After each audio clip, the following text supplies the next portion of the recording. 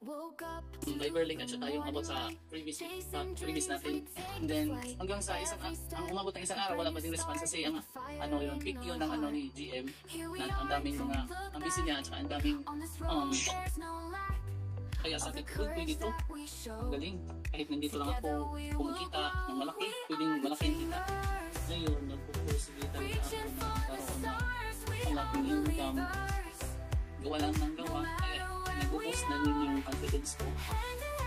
Kahit paano, pumasok na po yung pagiging dropshipper sa mga ugat ko po. Tapos, tuno po na gumawa ng kailangan po talagang pag-aralan. Tapos may 'di ba may anak kayo na agency ngayon, 'di ba marunong sila magpaturo kayo. And then kailangan mo talagang aralin din kasi pag hindi mo inaaral, hindi ka rin matututo. Kailangan ikaw talaga mismong gumawa kasi pag hindi ka ang gumawa, parang hindi mo rin magagawa yung isang content na gusto mong gawin, 'di ba? Kasi mag-dependent ka. Kailangan mo talagang maging dependent ka sa sarili mo. Gawin mo lahat. Yes. Hindi mo magagawa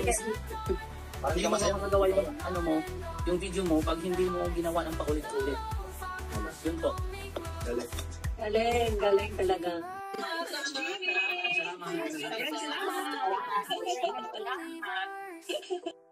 No matter where we are, hand in hand we'll stand tall.